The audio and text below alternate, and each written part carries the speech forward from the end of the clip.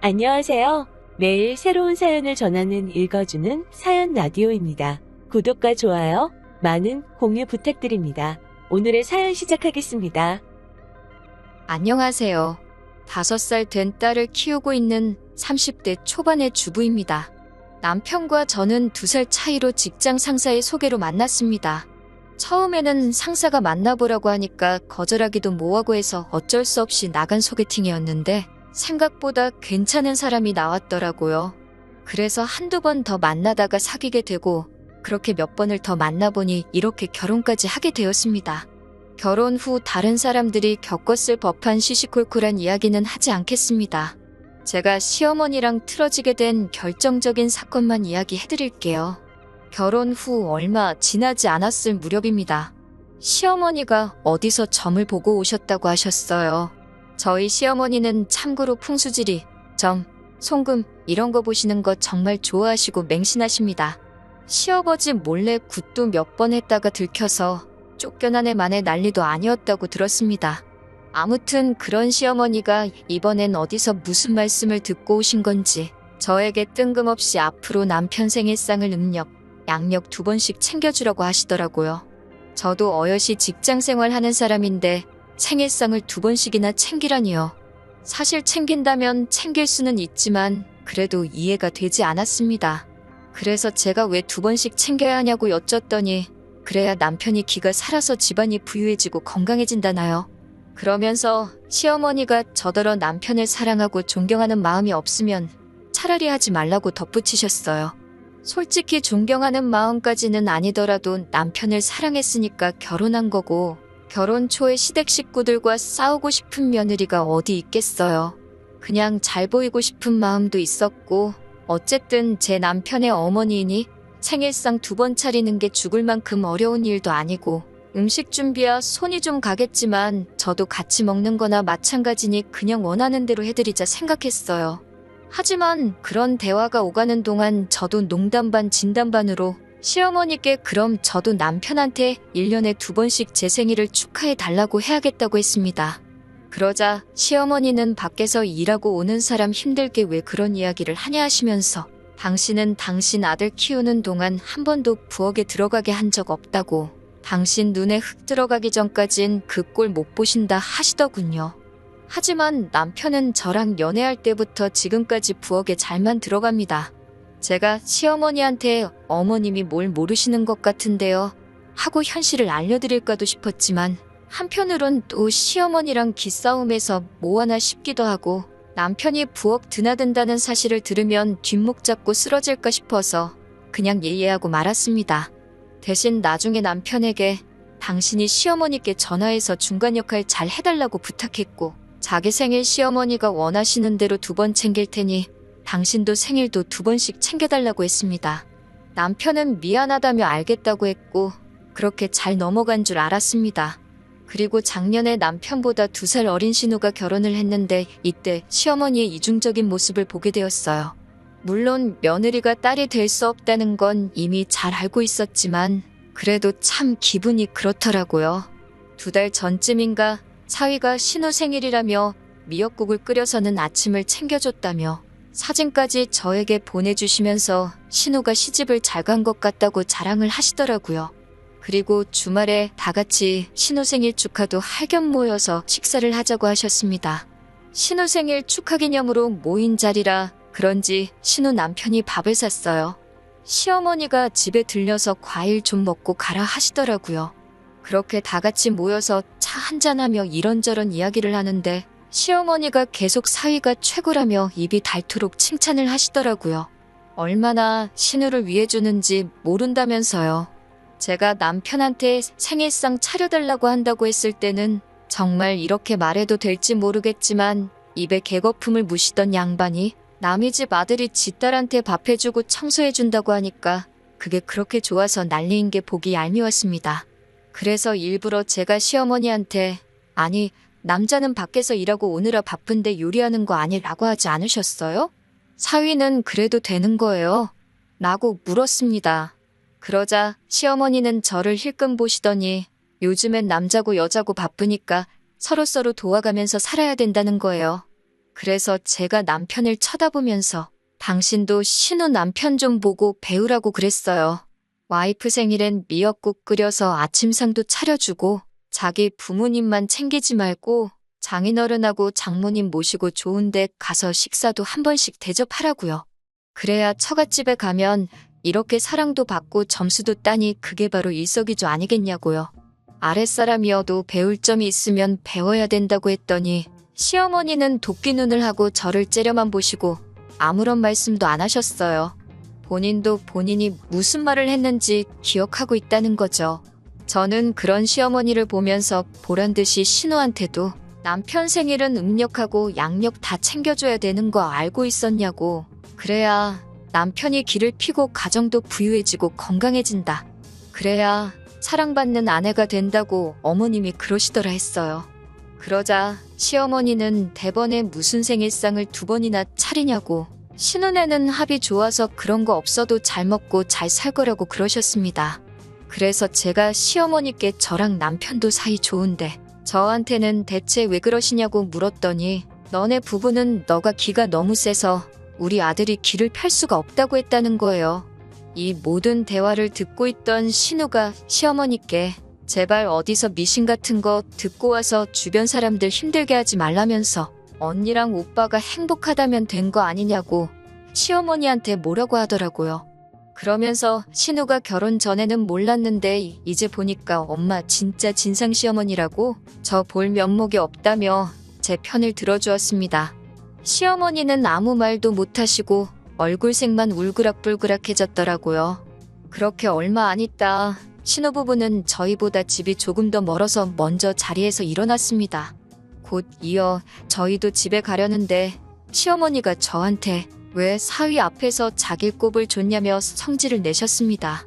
솔직히 말하면 결정타는 신호가 날렸는데 저한테 화풀이를 하시더라고요.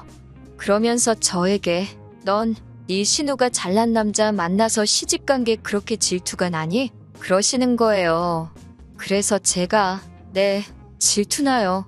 저는 팔자가 사나운 건지 먼 놈의 복이 박복한 건지 남편 생일상은 2번씩 차려가면서 좋은 소리도 못 듣고 내 남편은 누구 남편하고는 다르게 요리도 못하고 장인장모도 제대로 못 챙기고 시댁은 시댁대로 지 마누라가 기가 세다고 못마땅해 하시고 정말 속상하다고 그랬습니다. 그러면서 기센 며느리는 기죽으면 다시 올게요 라고 말하고 시댁문을 박차고 나와버렸습니다. 집으로 돌아오는 차 안에서 남편이 평소대로 그냥 한 귀로 듣고 한 귀로 흘리지 뭐하러 일일이 대꾸했냐며 한마디 하더라고요. 그러면서도 저한테 마음은 조금 풀렸느냐고 제 마음이 완전히 편해지면 시댁은 그때 다시 오는 걸로 하자고 하더라고요. 그리고 그날 저녁 남편이 전화로 따로 말을 전한 건지 곧 이어 시아버지한테도 연락이 왔습니다. 시아버지께서는 너희 엄마가 귀가 얇기도 하고 원래 자기 자식이 최고라 믿는 사람이라 그렇지 결코 나쁜 마음으로 하는 소리는 아니라며 그러니 그냥 이해해 달라고 하셨습니다. 그렇지만 이번만큼은 정말 이해하는 척하고 넘어가기가 싫었습니다.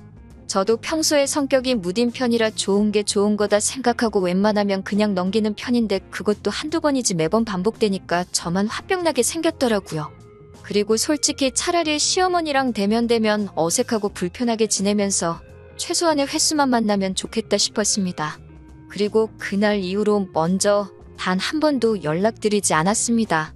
지금까지 시어머니로부터 먼저 한 3번 정도는 전화가 왔었는데 받지도 않았습니다. 솔직히 무슨 뜻으로 전화하신지도 모르겠고 괜히 통화 잘못했다가 사이가 더 안 좋아질 수도 있겠다 싶어서 피한 것도 맞습니다. 그러자 다시 한번 시아버지께 연락이 왔습니다. 시아버지 말씀에 의하면 신우가 시어머니께 몇 번이고 저에 대해서 이야기를 했다고 하더라고요. 자기도 결혼해서 살아보니 저 같은 여자가 없다면서 신우가 저였으면 벌써 엄마 때문에 스트레스 받아서 진작에 이혼했을 거라고 했다더라고요.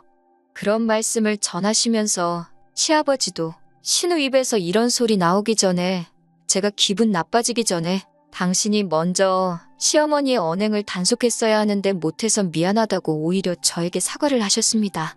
그러면서 마지막으로는 어찌됐든 상관없으니 제가 하고 싶은 대로 하라고 하시더군요. 신우도 다시 한번 저에게 전화를 걸어서는 자기가 시집가기 전에는 시어머니가 제 욕을 하면 그냥 맞장구 쳐주고 그랬는데 나도 결혼하고 다른 집 며느리가 되고 보니 자기가 봐도 자기 엄마가 저한테 너무 지나쳤다면서 숙이고 들어갈 필요 없다고 하더라고요. 시어머니를 제외한 모든 가족이 제 편에서 이야기를 해주니 고마운 마음에 가슴이 벅차오르더라고요. 하지만 한편으로는 미안한 마음도 들었어요. 그 후로 며칠이 지나 시모에게서 전화가 다시 걸려왔는데 역시나 또 받지 않았습니다. 그러자 문자로 시어머니가 이게 다 니들 잘되라고 한 소리니 맘상하지 말라고 하시더군요. 솔직히 이쯤에서 알겠다고 할까도 생각했지만 다시 예전처럼 돌아가긴 싫었습니다. 시간이 좀 걸리더라도 저도 존중받는 며느리가 되고 싶었습니다. 저는 혹시나 시어머니가 저랑 연락이 안 된다는 핑계로 친정에 전화라도 거시면 어쩌나 싶어서 친정 부모님께 최근에 있었던 일들을 솔직히 말씀드렸습니다. 그러자 친정아버지는 그래도 그렇지 어른한테 너무한 거 아니냐 하시면서도 그동안 마음고생 많았겠다며 이참에 못하겠는 건 못하겠다고 짚고 넘어가라고 하시더군요. 그 후로 친정 부모님이 남편을 불러서는 남자가 중간에서 역할을 잘해줘야 시어머니도 저도 적당히 친하게 지낼 수 있는 거라며 현명하게 처신하라고 조언해 주셨습니다.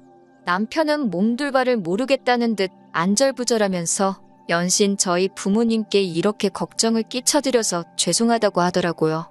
그리고 엊그제 시어머니한테 또 전화가 걸려왔습니다. 고민 끝에 전화를 받았더니 다짜고짜 시어머니가 넌 아직도 그런 걸로 꽁하고 있냐고 물으시더군요. 뭘 삐지고 그러냐면서요. 그래서 제가 저 삐진 거 아니라고, 제가 그렇게 속 좁은 사람 아니라고 했습니다. 그러면서 저도 그동안 속에 담아뒀던 이야기를 쏟아냈습니다.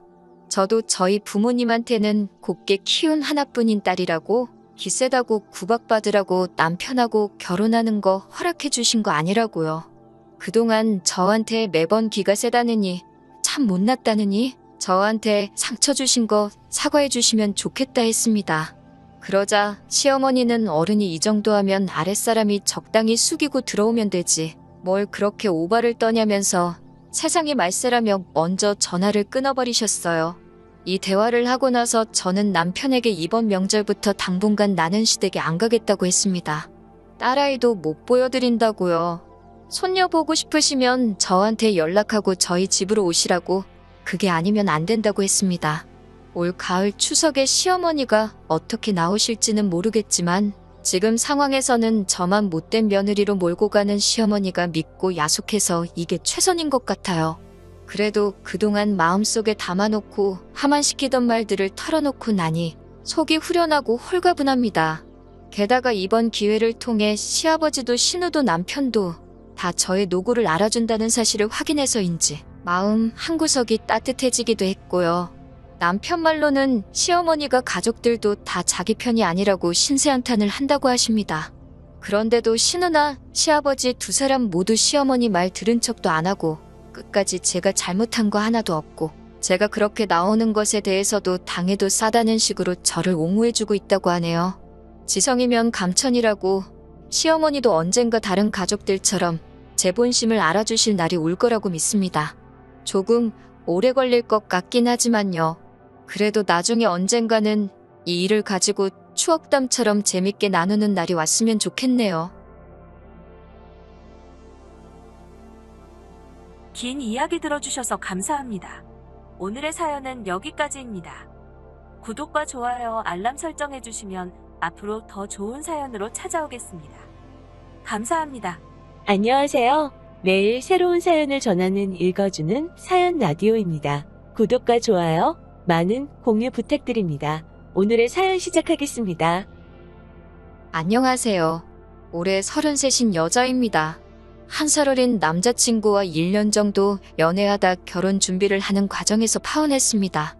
주변 사람들한테는 그냥 이것저것 맞지 않아서 헤어졌다고는 했는데 어디에다 푸념이라도 하고 싶어서 이렇게 사연을 적게 되었습니다. 남자친구는 저와 대학 동기였습니다. 대학교 다닐 때는 그다지 친하지 않았고 얼굴만 알고 지냈습니다.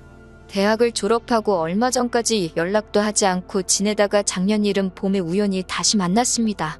친구와 제가 술을 마시고 있었는데 친구와 계속 연락하던 남자친구가 우연히 합석을 하게 되었거든요. 사회생활하면서 이리저리 치이다가 남자친구를 만나니 다시 20대 그 시절로 돌아간 기분이 들었습니다. 게다가 그날 이후로 남자친구는 오늘 뭐하냐, 밥 먹자, 영화 보자 등으로 계속해서 연락을 해왔습니다. 그의 적극적인 대시에 결국 저희는 사귀게 되었습니다. 저는 대학 졸업 후 일본으로 유학을 떠났어요. 어학연수로 떠났다가 본격적으로 공부를 해보고 싶어서 대학원까지 진학하기로 결정했고요. 졸업 후에는 한국으로 들어오려고 했는데 교수님의 추천으로 어쩌다 취업까지 하게 되었습니다. 그렇게 일본에서 몇 년을 머무르다 코로나가 터지기 얼마 전 한국으로 돌아와 재취업을 했습니다. 그렇게 다시 직장을 다니기 시작한 지는 2, 3년밖에 되지 않았습니다.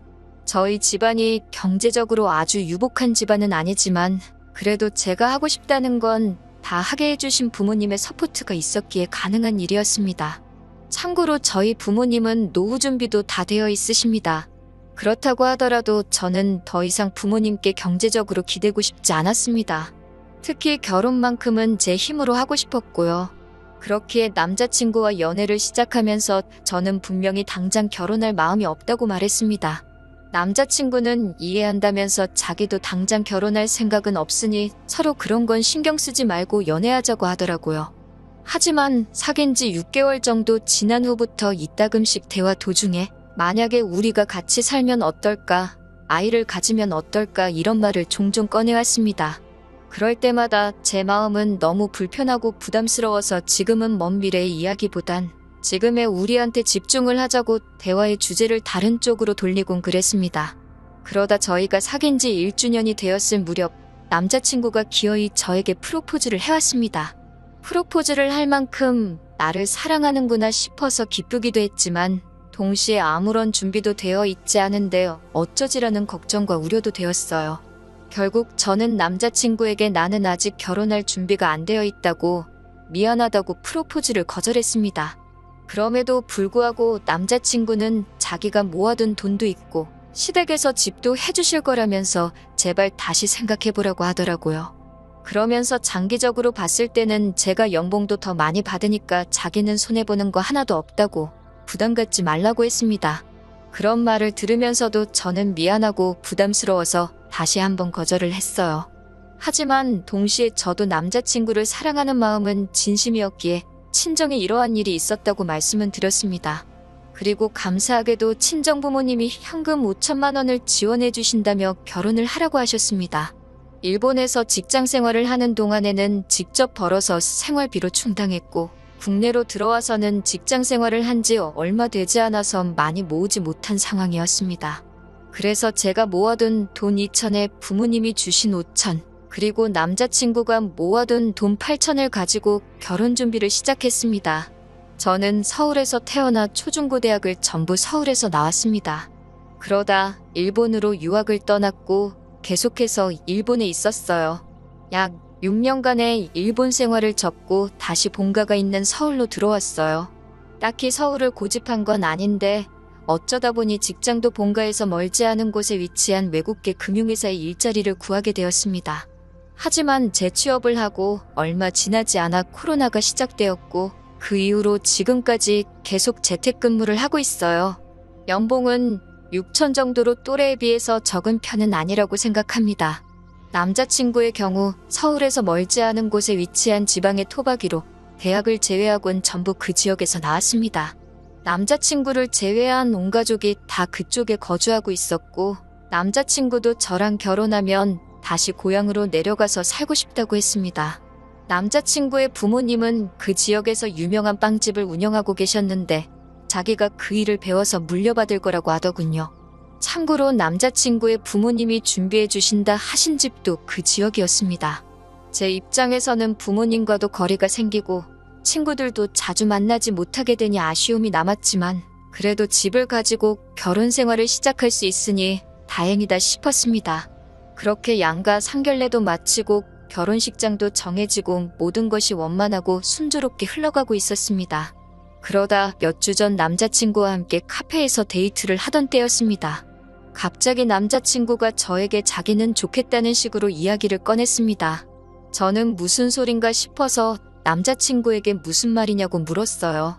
그러더니 남자친구가 절 보면서 실실 웃더니 본인이 얼마 전에 퐁퐁남이라는 걸 인터넷에서 봤다면서 그게 마치 자기 이야기 같다고 하더라고요.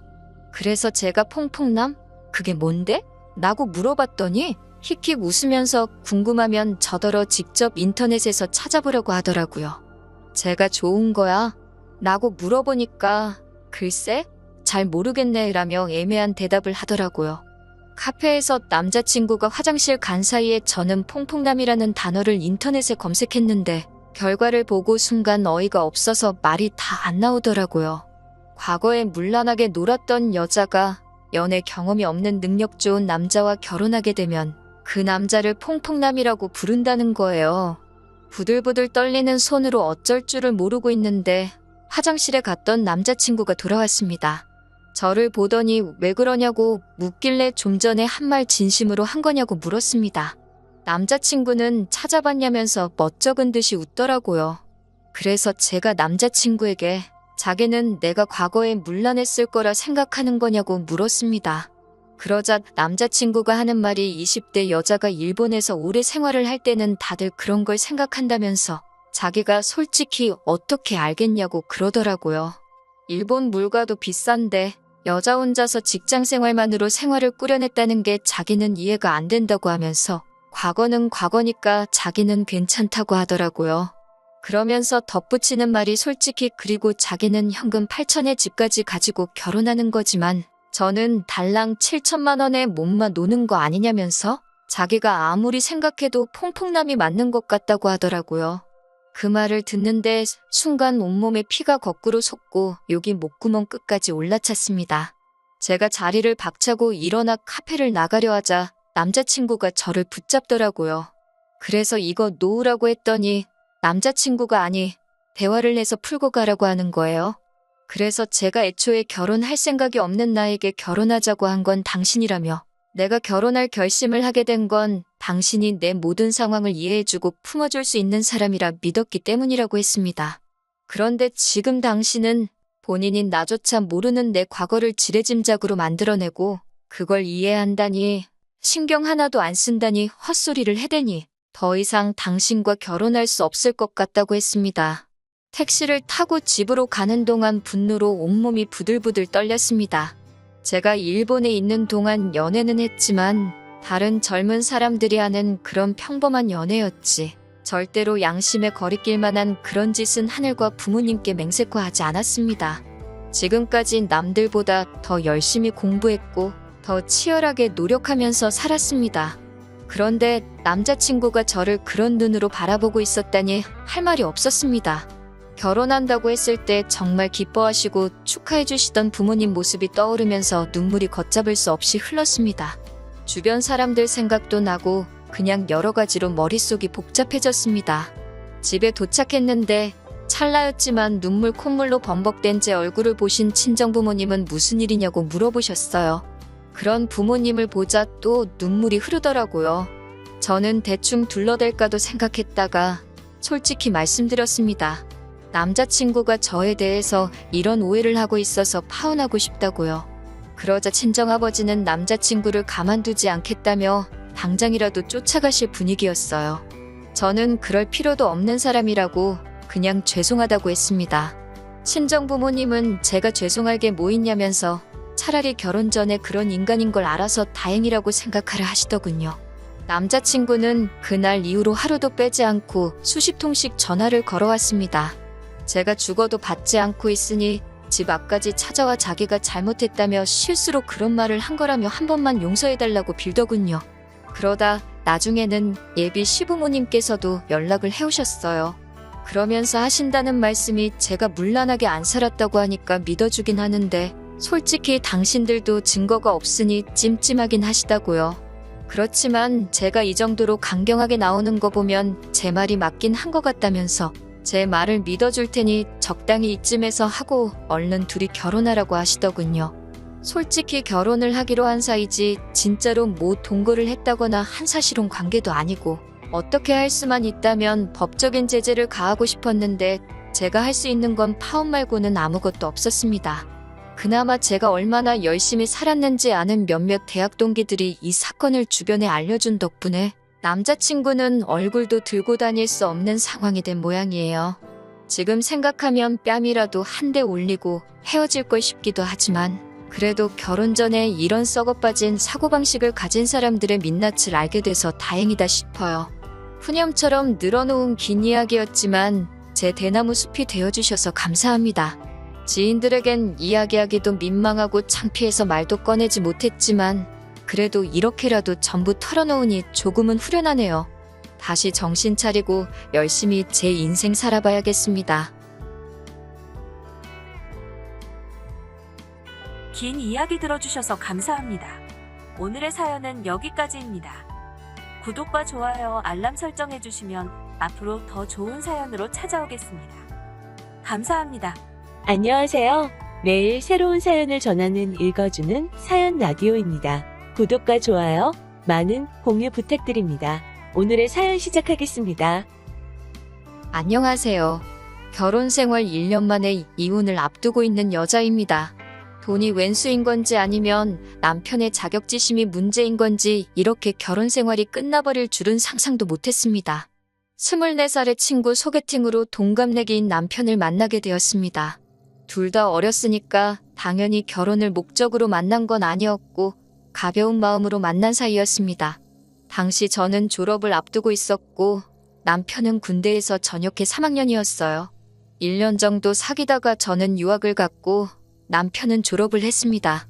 그 무렵에는 제가 귀국을 할지 안 할지 정해지지가 않아서 헤어진 것도 사귀는 것도 아닌 애매한 사이로 지내고 있었어요. 그러다 제가 대학원을 마치고 한국으로 취업을 하면서 귀국을 했고 남편도 그 사이에 직장을 잡았습니다. 그렇게 다시 만나게 된 저희는 2년 정도의 연애를 하고 결혼까지 하게 되었습니다. 무엇보다 그 긴 시간 동안 마음 변하지 않고 한자리에서 저를 기다려준 모습이 너무 좋았어요. 제가 해외에 있는 동안 남편의 존재는 많은 위로와 위안이 돼주었고 그렇기에 저희 부모님도 남편을 무척 마음에 들어 하셨어요. 하지만 막상 결혼 준비를 하면서 시댁이 많이 어렵다는 사실을 알게 되었습니다. 지방에 계시는 시부모님은 전에는 공장에서 근무를 하셨고 신우와 남편이 취직을 하면서는 일을 그만두셨다고 했습니다. 지금 두 분이 거주하시는 20평대 작은 아파트가 재산의 전부라 들었고 은행에 대출이 좀 있다고 하시더라고요. 남편 말에 의하면 신우들도 시집 갈 때 자기들이 모은 돈에 대출받아서 갔다고 했습니다. 그런 사정을 전해 듣게 된 친정부모님은 걱정이 많으셨고 저에게 이 결혼을 진지하게 생각해보려고 하셨습니다. 저희 친정이라고 해서 유난히 재산이 많거나 그런 건 아닙니다. 하지만 사업을 하셨던 저희 부모님은 노후 준비도 다 되어 있으시고 서울과 경기의 아파트도 두 채 가지고 계셨습니다. 시댁과 비교했을 때는 확실히 나은 조건이기는 했어요. 친정 부모님은 결혼 생활이라는 게 사랑만으로 하는 건 아니라고 잘 생각해보고 결정하라 하셨지만 저는 그때만 해도 오히려 친정 부모님이 야속하기도 했어요. 돈이라는 게 있다가도 없고 없다가도 있는 거라고 생각했고 아직 저희 둘 다 젊으니까 앞으로 열심히 벌고 모으면 된다고 생각했지 시댁의 경제 상황이 저희 부부에게 어떤 큰 영향을 끼칠 거라고는 생각지 못했거든요. 친정 부모님은 제가 남편을 얼마나 사랑하는지 아셨기 때문에 이 결혼 못 시킨다라고 끝까지 말리시진 못하셨고 결국 허락해 주셨습니다. 단지 저에게 말씀하시길 살다가 힘들면 언제든 돌아오라고 하시더군요. 그렇게 결혼을 진행하게 되었습니다. 시부모님은 하객으로 부를 사람도 많지 않고 도와주실 능력도 안 되신다며 저에게 알뜰하고 간소하게 식을 올리라고 하셨습니다. 하지만 하나뿐인 딸이 결혼을 한다고 하니 친정 부모님께서는 해주실 수 있는 한 최고로 좋은 것만 해주고 싶어 하셨습니다. 친정아버지는 그냥 우리 쪽에서 다 부담하면 어떻겠냐고 하셨지만 저는 남편에게 부담을 주고 싶지도 않았고 친정 부모님께 그렇게 시작부터 손을 벌리고 싶지도 않았습니다. 그래서 결국 시부모님이 처음에 말씀하셨던 대로 간소하고 조촐하게 식을 올렸습니다. 결혼식도 지원을 못 해주신다 하셨고 신우들도 다 자기 능력으로 시집 갔다고 했으니 경제적인 부분에 있어서는 시댁에 아무런 기대도 없었습니다. 그나마 다행인 건 결혼 전 친정부모님이 제 앞으로 해주신 작은 아파트가 있었기에 그곳에서 신혼생활을 시작하게 되었습니다. 이미 기존에 제가 쓰던 가구며 가전제품들이 구비되어 있었기 때문에 일단 서로의 예산이 허락하는 한에서 몇 가지만 바꾸기로 했어요. 그리고 여기까지도 저는 아무런 불만도 없었습니다. 종종 친정이나 시댁에 도움 없이 시작하는 사람들을 듣고 봐왔고 저는 개인적으로 대단하고 멋지다고 생각했거든요. 그에 비해 저희는 집도 준비되어 있었고 그 때문에 아낄 수 있는 부분이 많았기 때문에 여러모로 이미 유리하게 시작해서 다행이라고 여겼습니다. 하지만 제가 시댁에 바라는 게 아무것도 없었음에도 불구하고 결국엔 돈 때문에 시부모님과 안 좋아지게 되었습니다.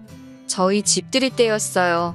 지방에 계신 시부모님도 올라오셨고 신우들도 왔어요. 제가 미리 준비한 음식 몇 가지와 배달 음식을 더해 한상 차렸고 다들 맛있다고 준비하느라 고생했겠다고 한마디씩 해주었습니다. 다들 하오 웃고 분위기도 괜찮았어요. 그러다 시어머니가 저희 집 TV를 보더니 TV가 너무 좋다 하시면서 우리도 TV를 바꿔야 되는데 그러시더라고요. 그러자 신우들도 맞아, 엄마 집 TV 너무 오래됐지. 전에 보니까 TV 바꾸긴 해야겠더라 하며 한마디 더 하더라고요. 저는 그게 저희한테 하는 말씀일 거라고는 상상도 못했습니다. 단지 속으로 저번에 갔을 때 화면 잘 나오고 소리 잘 나고 멀쩡해 보였는데 그 사이에 고장이라도 났나? 생각만 했어요. 그래서 시어머니께 TV가 왜요? 고장났어요? 라고 물었더니 시어머니가 저를 보면서 고장난 건 아닌데 니네 TV 보니까 좋아 보여서 그랬다 그러시더라고요. 그리고 결혼하면서 저희 친정아버지가 제 차를 바꿔주셨거든요. 남편은 연애할 때부터 차가 없어서 늘 제 차를 함께 썼고요. 아무튼 시부모님이 안 주무시고 바로 내려가신다 하시길래 그럼 제가 역까지 모셔다 드린다고 했습니다. 그렇게 시부모님을 차에 태워드렸는데 이번에는 연신차가 너무 좋다 하시면서 우리도 차 바꿔야 되는데 또 그러시더라고요. 제가 뭐 딱히 할 말도 없고 그래서 전 그냥 운전만 하고 있었습니다. 다만 아까 TV도 그렇고 왜 자꾸 저런 말씀을 하시지 싶기는 했어요. 집들이를 하고 며칠 지났을 때였어요. 남편이 우리 요즘 여유자금 좀 있나? 하고 물어보더라고요. 제가 조금 모아둔 돈이 있긴 한데 왜? 라고 물어보니까 아니, 그럼 우리 이번에 부모님 TV 좀 바꿔드릴까? 그러더라고요. 그래서 제가 신혼인 우리가 그걸 왜 바꿔드려? 아직 우리 거 살 것도 많은데 그랬어요. 그러자 남편이 그때 시어머니가 갖고 싶어하는 거 저도 받지 않냐면서 그냥 하나 효도한다 생각하고 사드리면 안 되냐고 그러더군요.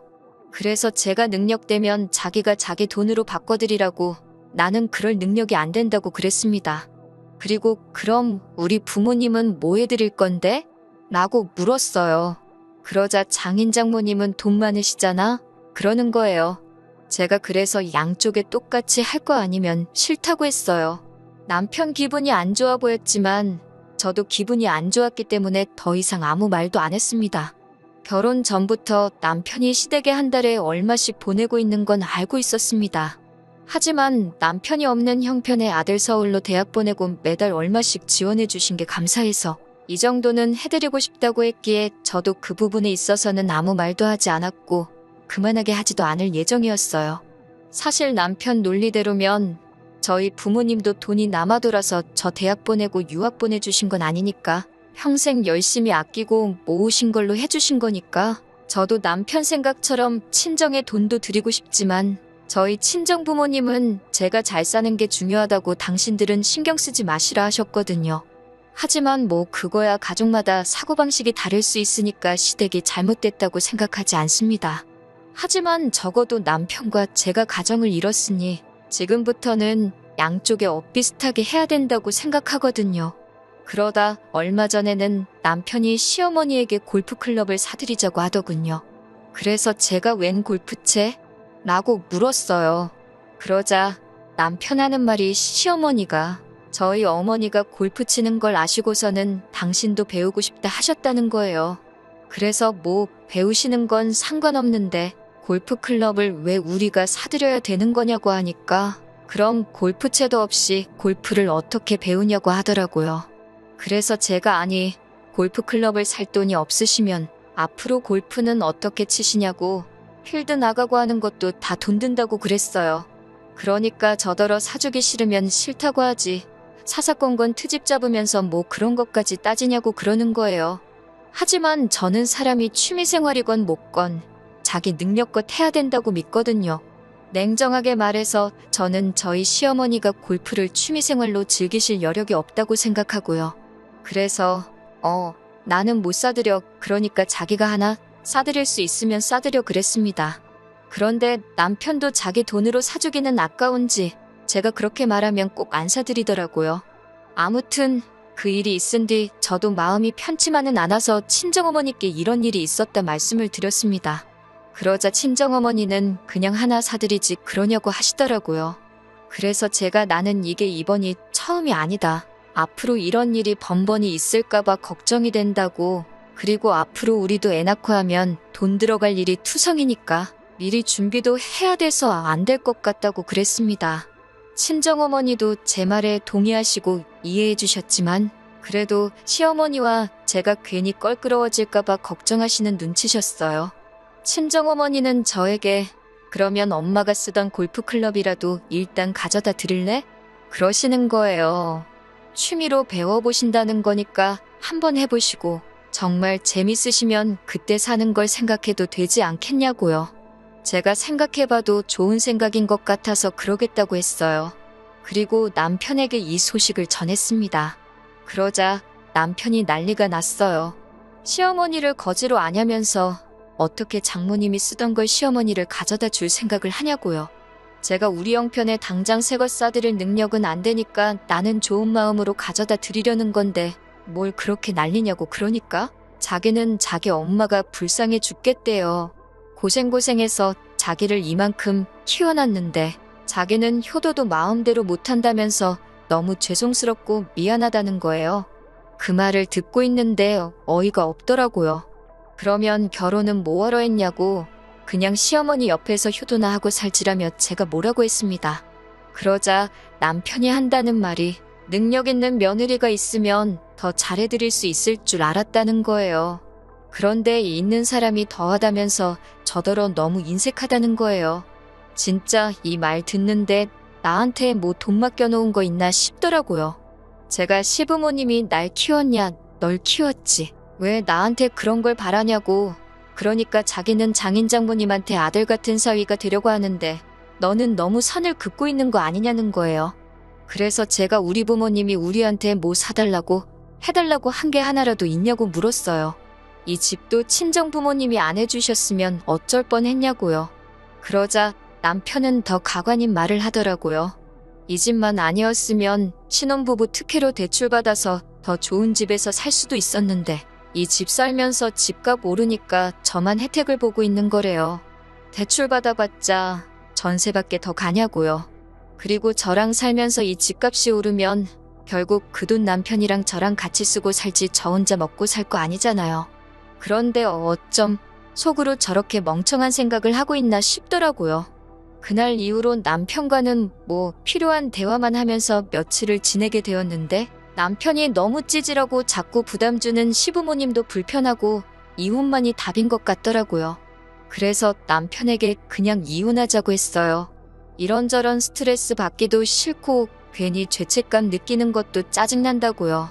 그랬더니 남편은 세상 천지의 어떤 며느리가 시부모님한테 뭐 하나 사드리기 싫다고 이혼을 하냐면서 자기가 미안하다고, 그렇지만 자식된 입장에서 부모님께 잘해드리고 싶어서 그런 거니 저더러 이해해달라고 하더라고요.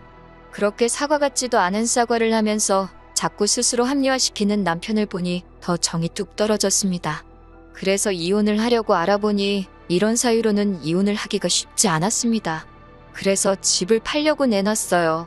그러자 남편이 그러면 우리는 어디 가서 사냐고 하길래 나는 친정에 들어갈 테니 당신은 당신 알아서 하라고 했습니다. 남편은 어이없어 했지만 이 집은 전적으로 제 것이니까 남편의 동의 같은 건 애시당초 필요하지도 않았어요. 며칠 전에는 남편이 죽어도 안 나간다고 버티길래 결국 경찰까지 불렀습니다. 결국 남편은 저에게 독한 여자라며 치사하고 더럽다고 시댁으로 갔고 이 상황을 알게 되신 시부모님이 저에게 전화를 걸어 막말과 악담을 퍼부으셨습니다. 그건 고스란히 녹음되어 제가 가지고 있습니다. 변호사 말에 의하면 이런 식의 폭언이 몇 차례 반복되면 이혼 사유가 될 수 있다고 잘 모아두라고 하더군요. 시간은 좀 걸리겠지만 벌써 마음은 홀가분합니다. 처음에는 마음 한구석으로 왠지 모를 미안함도 있었지만 그것도 이제는 훌을 털고 마음 편하게 살아보려고 해요. 긴 이야기 들어주셔서 감사합니다. 오늘의 사연은 여기까지입니다. 구독과 좋아요, 알람 설정해주시면 앞으로 더 좋은 사연으로 찾아오겠습니다. 감사합니다. 안녕하세요. 매일 새로운 사연을 전하는 읽어주는 사연 라디오입니다. 구독과 좋아요, 많은 공유 부탁드립니다. 오늘의 사연 시작하겠습니다. 안녕하세요. 결혼한 지 4년 된 30대 초반의 여성입니다. 제가 신우나 시어머니 때문에 이혼한다는 이야기는 들어봤어도 형님 때문에 이혼한다는 사람은 본 적이 없는데 그게 제가 될 줄은 상상도 못했습니다. 저랑 남편은 지인의 소개로 만났습니다. 제 경우는 결혼까지는 생각하지 않은 상태에서 좋은 사람이라 하니까 한번 만나볼까 하는 생각으로 남편을 소개받았습니다. 그런데 막상 만나보니 말도 너무 잘 통하고 취향도 잘 맞고 운명의 상대가 있다면 이 사람이 아닐까 싶었어요. 남편이 말하기를 자기 역시 가볍게 여자친구나 사귀어볼까 하고 만났는데 어느새 저를 결혼할 여자로 생각하게 되었다고 하더군요. 저희는 누가 먼저랄 것 없이 서로에게 빠져들었고 1년 정도의 연애 후에는 자연스럽게 결혼을 이야기하게 되었습니다. 주변의 몇몇 사람들은 뭐하러 벌써 시집을 가냐고 하기도 했고 결혼하더라도 한동안은 애를 낳지 말고 신혼을 즐기라고 하기도 했어요. 하지만 저는 남편과 꼭 닮은 아들 하나와 저를 꼭 닮은 딸 하나를 얼른 낳고 싶더라고요. 저나 남편 둘 다 아이들을 좋아했고 또 둘 정도는 낳아 키울 경제적 능력도 충분했기 때문에 굳이 미룰 이유가 없었습니다. 그래서 결혼 이후로 매번 날짜 계산해가며 노력했어요. 그저 하루빨리 아기 천사들이 찾아와 주기만을 바라고 또 바랬습니다. 하지만 임신은 감감무소식이었어요. 애타는 제 마음을 아시는 친정부모님은 마음을 편히 가지라고 하셨지만 저는 둘 다 나이도 젊은데 도대체 왜 임신이 안 되는 건지 이해가 안 되더라고요. 시댁에서는 혹시 제가 어디가 안 좋은 건 아닌지 염려를 하시는 눈치였고 제 입장에서는 혹시 남편한테 문제가 있나 싶기도 하고 결국 여러 가지 가능성을 열어두고 남편과 함께 병원에 가서 검사도 받았는데 남편도 정상 저도 정상이었습니다. 결국엔 너무 답답한 마음에 주변에 만류에도 불구하고 시험관 시술 2회와 인공수정 2회를 시도해도 봤지만 모두 실패했네요. 이제는 후유증도 걱정이 되고 여러 가지 염두해야 할 일들이 많아서 다시 시도할 엄두가 안 나는 게 사실입니다. 이런 저희의 사정을 아는 가족들과 지인들은 임신의 임자도 제 앞에서 꺼내지 않을 만큼 저를 배려해주고 생각해 주었습니다. 하지만 누구보다도 뻔히 잘 알면서도 절대로 배려해주지 않는 한 사람이 있었으니 그건 바로 형님이었습니다. 남편보다 3살 많은 아주버님은 저희보다 1년 일찍 결혼을 했어요. 그리고 아주버님과 결혼한 형님은 저보다 1살 많고요. 근데 형님 성격이 아주 이상합니다. 분위기 파악 못하고 말을 이상하게 해서 남의 기분을 나쁘게 만드는 못된 재주가 있거든요. 두 번째 인공수정을 실패하고 얼마 지나지 않아 명절로 시댁에 간 일이 있습니다. 제가 명절 준비는 어떻게 할지 상의하려고 형님께 전화를 드렸더니 당신은 딸애 보느라 너무 바쁘다면서 저에게 음식을 해오라고 하더라고요. 그러면서 동서는 정말 복이 많은가 봐. 나는 애가 있어서 너무 피곤하고 힘든데 동서는 자유롭잖아. 이런 말을 하더라고요. 저는 솔직히 처음에 일부러 그런 소리를 하는 거라고는 상상도 못하고 그냥 저도 빨리 형님처럼 예쁜 딸 낳아서 바쁘게 살고 싶다고 했지요. 하지만 이런 식의 대화가 2-3번 반복되면서 형님이 절 괴롭히려고 일부러 그런다는 걸 알게 되었어요. 그리고 한 번은 시어머니의 생신이라 온 가족이 모였는데 조카가 계속 형님한테 달라붙어서 떨어지질 않더라고요. 원래 딸이 엄마를 제일 좋아하잖아요. 그 모습을 보는데 괜히 코끝이 찡할 만큼 부럽더라고요. 그런데 그런 저를 형님이 보더니 자기는 힘들어서 죽겠다며 자기 딸 좀 저더러 데려다 키우라고 그러더라고요. 그러면서 자기 딸을 보고 저한테 엄마라고 불러봐. 이제 숙모가 아니고 엄마야. 그러는데 너무 얄밉더라고요. 무엇보다 짜증나는 건 이런 식의 말들을 일가족 다 있는 데서 농담하듯이 하니까 제가 왜 그렇게 말씀을 하시냐고 따져 묻기가 쉽지 않더라고요. 몇 번인가 정색을 하고 저한테 그런 농담은 안 하셨으면 좋겠다고 하긴 했는데 오히려 시부모님과 아주버님이 절 너무 예민한 사람으로 몰아가는 눈치였어요. 그래도 형님이 이 정도만 했다면 그냥 제가 속으로 욕이나 하고 말지 시댁하고 연을 끊을 생각까지는 안 했을 거예요. 불과 몇 달 전에 있던 일입니다. 시부모님이 모처럼 저희 부부하고만 식사를 하자고 연락을 주셨어요. 저는 저희 부부가 안쓰러워서 격려차 먹자고 하시는 건가 솔직히 그런 생각을 하고 나갔습니다. 시댁에서 멀지 않은 곳에 조용하고 한적한 한정식집이 있길래 거기로 예약을 하고 시부모님을 만났어요. 그런데 평소와 달리 시부모님의 표정이 어두우시더라고요. 안색도 안 좋으시고 해서 혹시 어디 아프시냐 물으니 그건 아니고 저희한테 긴히 물어볼 게 있다 하시면서 솔직하게 대답해줘야 한다고 하셨습니다. 제가 시부모님한테 애교 많고 살가운 며느리는 아니지만 단 한 번도 거짓말을 하거나 시부모님을 기만한 적은 없었기에 시부모님이 더 낯설게만 느껴졌어요. 무엇이든 물어보시라고 제가 대답할 수 있는 일이라면 다 솔직하게 말씀드리겠다고 하니 시어머니께서 그래 그럼 단도직입적으로 물어보자 하시더니 너 애를 일부러 안 갖고 있는 거니? 라고 물으시더군요. 저는 순간 시어머니가 하시는 말씀이 무슨 소린지 이해가 안 되더라고요. 제가 그게 무슨 말씀이시냐고 다시 여쭤보니까 시어머니가 남편을 바라보면서 네 형수가 그러더라. 너네 원래는 처음부터 애 가질 생각이 없었는데 우리가 알면 난리 날까봐 일부러 안 생기는 척 연기하는 거라며 그러시는 거예요. 옆에서 그 말을 듣고 있는 저도 할 말을 잃었고 남편도 도대체 무슨 소리를 하시는 거냐고 하더니 깊은 한숨을 내쉬더라고요. 그리고는 저희 둘 중 누가 먼저랄 거 없이 눈물이 터져나왔습니다. 그 무렵에는 저도 남편도 임신이라는 단어만 들어도 눈물이 흐를 만큼 예민하고 우울해서 서로 조심하고 있던 상황이었어요. 정말 누가 탁하고 조금만 건드려도 터질 상황이었거든요. 저희 둘이 눈물을 쏟아내니까 시부모님도 당황하신 눈치였고 그제서야 왜 니네 형수가 그런 소리를 했는지 모르겠다며 마음 풀라고 하셨습니다. 저는 너무 화가 나서 당장이라도 형님에게 전화를 걸어 자초지종을 따지고 싶었습니다. 하지만 시부모님께서 당신들이 먼저 연락을 해서 왜 그런 소리를 했는지 물어보겠다고 하시더군요.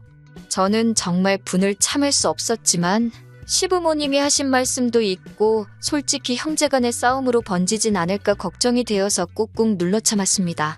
그런 제 모습을 보고 남편도 너무 속이 상했는지 자기가 자리를 한번 만들 테니까 형수한테 따질 게 있으면 따지고 풀 게 있다면 풀자고 그러더군요. 저도 전화나 문자로 시시비비를 가리는 것보다는 대면하는 편이 낫겠다 싶어서 그러자 했고요. 그렇게 남편이 시부모님과 아주버님께 연락을 드려 자리를 만들게 되었습니다. 그게 한 3달 전 일입니다. 저희 부부는 아무것도 거릴 게 없었기에 일부러 탁 트인 식당으로 장소를 골랐습니다. 솔직히 형님한테 개망신을 주고 싶은 심정이었으니까 보는 사람이 많았으면 좋겠더라고요. 그렇게 저녁 6시쯤 해서 모였는데 형님이 저를 보더니 아무 일도 없었다는 듯이 방긋 웃으며 동서 안녕 그러는 거예요. 순간 아니 어떻게 사람이 저러지? 어머님이 아무 말씀도 안 하셨나? 싶었어요. 더 어이가 없었던 건 일단 식사부터 하고 하나하나씩 다져봐야지 했는데 형님이 되도 않는 연기를 하더라고요. 식사 내내 시어머니 옆에 앉아서 너무 맛있다며 저한테도 동서도 많이 먹어 그러던 사람이 식사가 다 끝나고 나니 갑자기 속이 안 좋다며 막 자기가 자기 손을 주무르고 그러더니 이내 토할 것 같다며 화장실로 뛰어가더라고요. 시어머니는 걱정이 되는지 저더러 따라가 보라고 그러시고 어쩔 수 없이 뒤쫓아갔습니다. 그런데 아니 형님이 멀쩡한 얼굴로 거울을 보면서 옷매무새를 만지고 있더라고요. 그래서 제가 뭐 하자는 거냐고 장난하는 거냐고 하니까 형님은 오히려 동서야말로 지금 뭐 하자는 거야? 왜 이런 자리를 만들어? 라며 저에게 따지고 들더라고요. 제가 왜 제가 하지도 않은 말을 지어내서 시부모님께 했냐고 하니까 어차피 니네 못 낳잖아. 그런데 내가 그런 말한 게 그렇게 기분 나빠?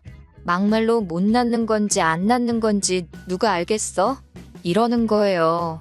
제가 어이가 없어서 형님은 왜 그렇게 사람 가슴에 비수 꽂는 말을 하냐니까? 그런 것까지 내가 동서한테 말할 필요는 없지 이러더군요.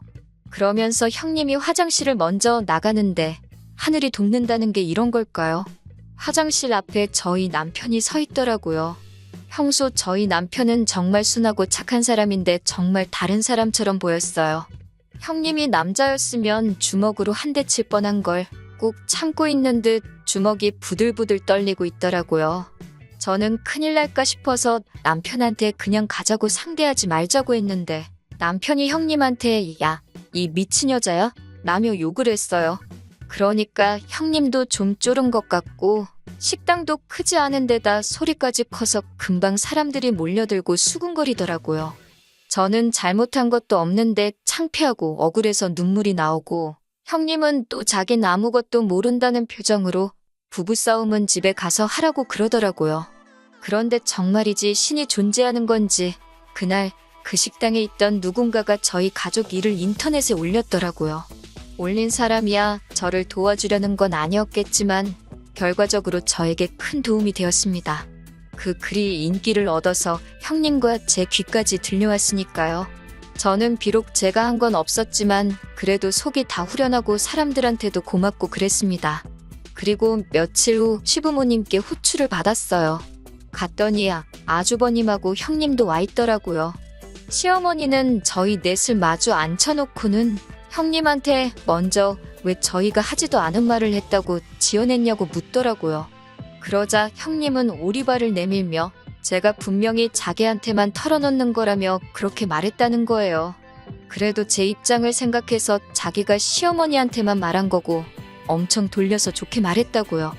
그러자 시어머니는 저에게 혹시나 제가 친구에게 부탁을 해서 그런 글을 인터넷에 올린 거냐고 얼른 내리라고 뭐 좋은 일이라고 집안 망신이지 않겠냐고 뭐라 하시더라고요. 그제서야 그래도 시어머니가 맏며느리라고 형님 편을 드시는구나 싶더라고요.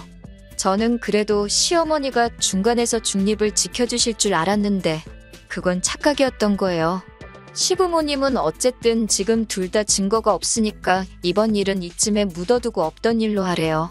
그러면서 저에게 그 글은 지우든지 진짜 제 친구가 아니면 본인인 제가 가서 그런 거 아니라고 해명글이라도 적으라는 거예요.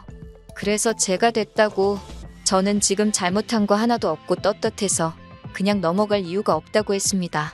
저나 남편이나 시부모님께 그렇게 강경한 태도로 나간 건 그날이 처음이었어요. 그러자 아주버님이 나서서 저희 남편한테 마누라 교육 잘 시켰다. 아주 어머니랑 맘먹어라 라고 소리를 치더라고요. 그러니까 저희 남편도 지지 않고 사이코패스인 이 마누라나 잘 가르치라고 받아쳤어요. 그러자 아주버님이 주먹을 들었고 남편도 지지 않고 막아내고 아주 개판이었습니다. 결국엔 시아버지가 골프채로 테이블을 내리치고 나서야 분위기가 진정되었습니다. 결국 아무것도 해결된 것 없이 집에 돌아오는데 남편이 저에게 이제 시댁하고 연을 끊자 그러더군요. 저는 남편에게 차마 그럴 필요 없다는 말을 해주지 못했습니다. 남편은 저에게 미안하다면서 진작에 아기 같은 건 포기하고 우리 둘이 행복하게 사는데 집중했으면 좋았을걸. 괜히 저 뭔가 마음 상하게 한 것 같아서 미안하다고 하더라고요. 남편이 그렇게 말해주는 것만으로도 얼마나 큰 위로가 되던지 그날은 행복해서 눈물이 나더라고요. 며칠 뒤 시어머니가 연락을 해오셨어요. 그러더니 어찌됐건 제가 나이도 제일 어리고 서열도 제일 낮으니 형님한테 죄송하다고 전화하고 시아버지께도 찾아뵙고 죄송하다고 말씀드리라고 하더군요. 그래서 저는 그렇게는 못한다고 딱 잘라 말씀드리고 더 하실 말씀 있으시면 아드님하고 해보시라 하고 전화를 끊었습니다. 그런데 그날 저녁 퇴근한 남편한테 들으니 몇몇 맘카페를 중심으로 형님에 대한 신상 정보가 털렸다고 하더군요. 그로 인해 형님에게 더 원색적인 비난과 욕설이 쏟아지고 심지어 조카가 다니는 유치원까지 다 알려져서 애 유치원도 못 보내고 있다고 했습니다. 그 말을 들으니 조카에겐 유감이지만 얼마나 꼬숩던지요. 인과응보라는 말이 있는데 형님이 개념 없이 한 행동들 전부 다 돌아왔다고 하기엔 아직 모자란 거 아닌가 하는 기분까지 들었어요. 시어머니는 남편에게 제발 저를 설득해서 인터넷에다 이 모든 게 오해라고 해명글 좀 올려달라 하더래요. 제가 미쳤나요? 제대로 된 사과도 안 받고 형님 좋은 일을 하게. 오히려 남편도 절대로 해주지 말라고 욕을 처먹어봐야 정신을 차린다고 마음 약해지지 말라고 그랬습니다. 그 사건 이후로 저도 남편도 지금까지 아주버님과 형님은 물론이고 시부모님과도 연을 끊고 지내고 있습니다. 가족 사이가 이렇게 영원히 안 보고 살 수는 없겠지만 적어도 지금만큼은 마음도 편하고 좋습니다. 듣기론 형님이 악플러들 못 다 고소하네 저도 고소하네 어쩌네 하는데 그러던지 말던지 관심 없습니다. 무엇보다 저는 지금 최고의 복수를 하게 되었는데 그건 바로 제가 아이를 가졌다는 겁니다. 의사 선생님 말씀으로는 두 쌍둥이라고 하시네요. 임신 소식을 들으신 시부모님도 이제 다 잘 되지 않았냐며 마음 풀고 예전처럼 살자고 하시는데 당분간은 어려울 것 같네요. 그래도 남편이 든든히 제 편이 되어주고 있고 저에게도 이제 아이들이 생겼으니 아쉬울 건 하나 없습니다. 형님, 그렇게 없는 말 지어내면서까지 시부모님의 관심을 받고 싶어 하셨으니 이제 혼자서 다 모시고 다 챙겨가면서 사세요. 긴 이야기 들어주셔서 감사합니다. 오늘의 사연은 여기까지입니다. 구독과 좋아요, 알람 설정해주시면 앞으로 더 좋은 사연으로 찾아오겠습니다. 감사합니다.